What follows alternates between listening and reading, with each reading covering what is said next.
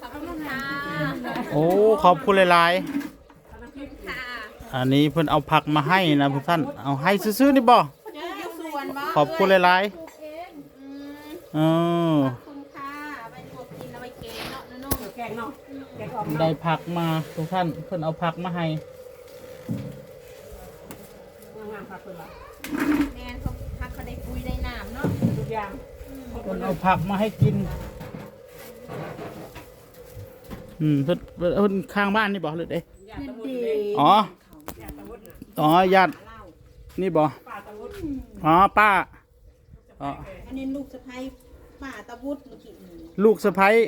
ภ้ป้าของตาวุฒิเฮือนนี่เนาะแม่นอ๋อบ้านหลังนี้ที่เพิ่นขับรถฟอร์ดได้ผัวเพิ่นอ๋อให้บ้านหลังนี้เพิ่นเอาผักมาให้นะท่านแบ่งผักมาให้อ่ะนี่ทุกท่านเป็นผักกาดดอกงามขนาดเลยอวบ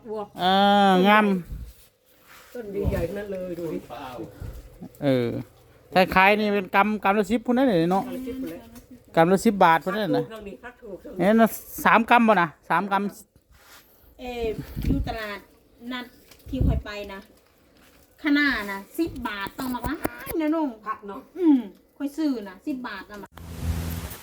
ค่อยซื้อแล้วก็ไปเอาเพื่อนไปปากก็ได้แล้วไปปากเดี๋ยวเราก็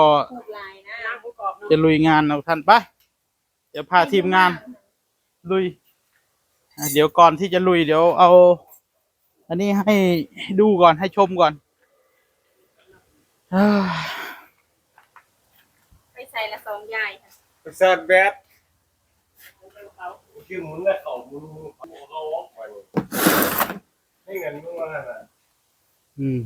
มันจะเป็นมึงเลยออกใช่หรอใช่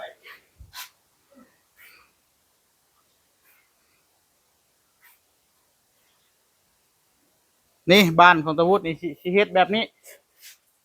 นี่สิกันนี่เด้อกันพี่ส่วนมองนี่นี่สิปล่อยโล่งเอาไว้นั่งเล่นนั่งหยังมองนอนเจ้านี่สิอยู่เจนี่เจ้าสิแมนแมนส่วนของเจ้าก็เอาไว้มองนี่อันใดที่มันบ่จำเป็นเจ้าก็บ่ต้องเอาเข้ามาไว้ก็ได้เจ้าก็ถิ่มไปแน่ก็ได้แนวคลองก็เอาไว้แค่นี้คลองเจ้านะเอามากองไว้มองเดียวมองนี่ก็ให้เป็นมองนอนเข้าใจอยู่บ่อันนี้เป็นประตูเข่าอยู่นี่นะอันนี้ประตูเข่าอยู่นี่หน้าต่างอยู่มองนี่แจนึงหน้าต่างอยู่แจพุ่นแจนึงส่วนมองนี่นี่2 ล็อกนี่สิปล่อยโล่งเอาไว้ให้เจ้าเอาแค่เอาหยังมันนั่งเล่นหรือว่าไว้เฮ็ดครัวเฮ็ดยังฮะสองห้องนี่ก็โล่งนี่อันนี้ก็บ่ได้เฮ็ดยังนี่กั้นเฉพาะมองนี้เป็นห้องนอนเจ้าเพราะว่าจะอยู่ผู้เดียวจะอยู่ผู้เดียวเฮาสิแอมเบิดนี่มันสิงบหลายสิบ่ได้เฮ็ดทั้งเบิดได้เฮ็ดซ้ำมันพออยู่แบบนี้มาเบิ่งนี่แบบนี้อันนี้แอมนี่มดนี่แอมฟ้าเฮ็ดกอยบล็อกครึ่งนึงแล้วก็ไม้ฟ้าขึ้นไปส่วนในอนาคตเจ้าอยากเฮ็ดห้อง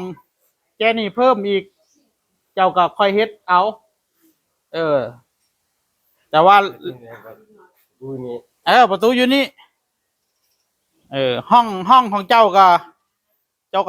นอนมุมนี่ก็ได้ประตูอยู่ตรงนี้ประตู1 บานเพราะว่าบ้านของเจ้านี่ประตูหลังมันไม่ต้องมีเพราะหยังเพราะว่าถ้ามีประตูหลังจักสิเปิดออกไปใช้นะห้องน้ำมันก็อยู่นี่นะเพราะฉะนั้นก็ประตูหลังไม่ต้องมีถ้าประตูหลังสิเปิดออกก็จักสิไปใช้นะมันก็ออกมุมนี้ก็ได้นะเจ้าก็ออกอยู่นี่เขาออกทางเดียวที่เหลือมองนี่ถ้ามีผู้ใหญ่ใจดี FC ช่วยในการเฮ็ดเป็นตะไคร้ขึ้นมาหรือว่าจังใดค่อยว่ากันแต่ว่าตอนนี้ง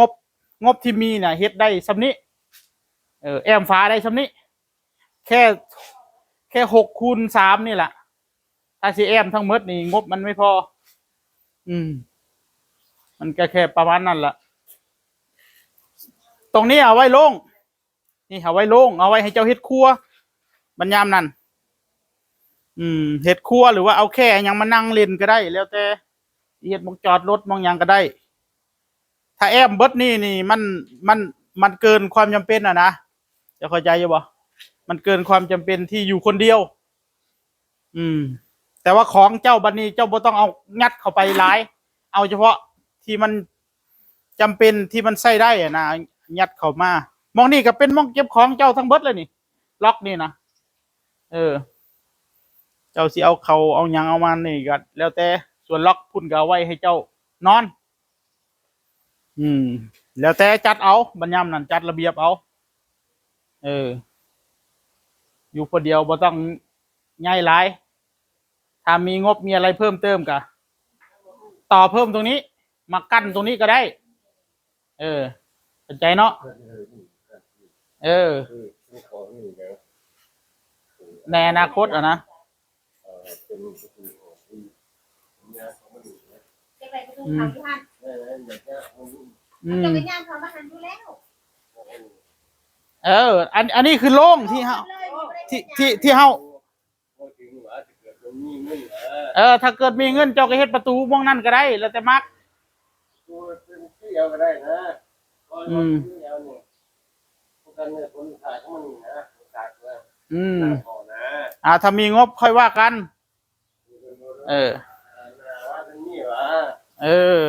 หมดเรื่องต่างเรื่องนะหมายถึงถ้าอนาคตถ้าเจ้ามีเงินเจ้าก็สิที่ผมเฮ็ดให้ตามที่ผมพูดนี่เนาะแต่ในอนาคตถ้าเจ้ามีเงินเจ้าก็สิก่ออิฐบล็อกประมาณเพียงแอลอ้อมนี้แล้วเฮ็ดประตูน้อยๆคือจังบ้านปะนงนะลักษณะแบบบ้านปะนงเฮ็ดประตูน้อยๆเพียงแอล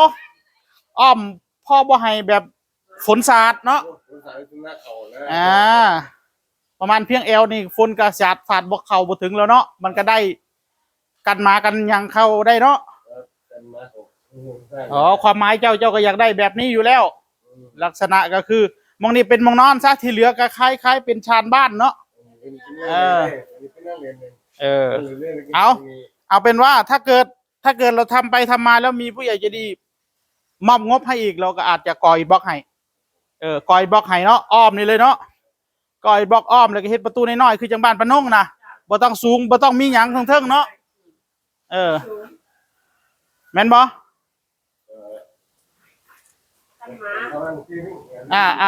ประมาณนั้นอิฐบล็อกประมาณนั้นอิฐบล็อกประมาณ4ก้อน5ก้อนประมาณนั้นเพื่อป้องกันหมาแมวหรือป้องกันฝนสาด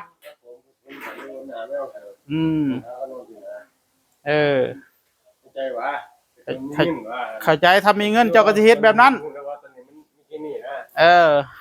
เพราะตอนนี้เนี่ยงบที่เรามีอยู่เนี่ยมันไม่พอที่จะทำทั้งหมดตามที่เฮาเว้านี่มันสิบ่พอเฮ็ดมันสิพอเฮ็ดแค่อยู่นี้พอให้มองเจ้าอยู่แต่ถ้า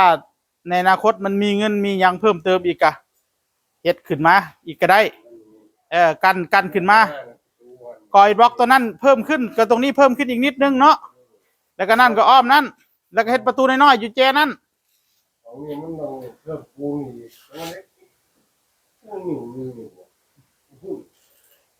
เอาพี่มันเป็นสูงต่ำตัวนี้นะเอาเป็นว่าเอาเฮ็ดคือค่อยว่านั่นก่อนเด้อพอเอาทำตามงบไปก่อนในอนาคตค่อยว่ากันนะเฮ็ดตัวนี้แล้วถ้ามันมีงบมีอะไรเหลืออยู่ก็อาจสิก่อให้แต่ว่าก่อในเฮาสิบ่ได้เฮ็ดคือจังบ้านหลังไม้เฮาสิก่อขึ้นมาแล้วก็ที่เหลือก็เป็นไม้ฝาก่อขึ้นมาเหมือนบ้านของตานิดนั่นแหละแต่ดูก่อนว่าสิได้ฉาบหรือบ่ได้ฉาบเบิ่งงบซะก่อนอันงบมันบ่พอซื้อไม้ฝาเฮาก็สิบ่ได้ฉาบพอตอนนี้งบมันเหลือไม่กี่บาทแล้วก็ตอนแรกก็กะว่าสิเอาดินเขาซื้อๆแล้วก็เอาสังกะสีเก่าแอมอันนี้ก็เกินคาดแล้วก็ถือว่าเป็นบุญแล้ว อันนี้ก็ได้เทปูนนี่ก็สุดยอดแล้ว ส่วนอันได้ฉาบหรือบ่ได้ฉาบก็บ่เป็นหยังเนาะขอแค่แบบอันกันลมกันแดดกันฝนได้ก็โอเคแล้ว ได้หรือไม่ได้ฉาบก็คือสิแล้วแต่บุญวาสนาเอาเผื่อสิมีผู้เป็นเจ้าภาพในการอันฉาบปูนก็ค่อยว่ากัน แต่เบื้องต้นนี่ก็ให้มันได้สะก้อนกับไม้ฟ้านี่ให้มันได้สะก้อนกันมันบ่ได้ไม้ฟ้านี่มันสิบ่แล้วส่วนฉาบนี่เป็นการตกแต่งเพิ่มเติมอีกต่างหากให้มันนอนได้ให้มันอยู่ได้ซะก่อนว่าเขาเอาอีกบอกว่าแต่งตอนแรกมุดไว้คนนี้ครับไต่ติดลากขนาดมดไหลเข้ามานะตัวน้อยน้ำแดงตัวเลยเอาเอาสองคนนี้สองเหลือ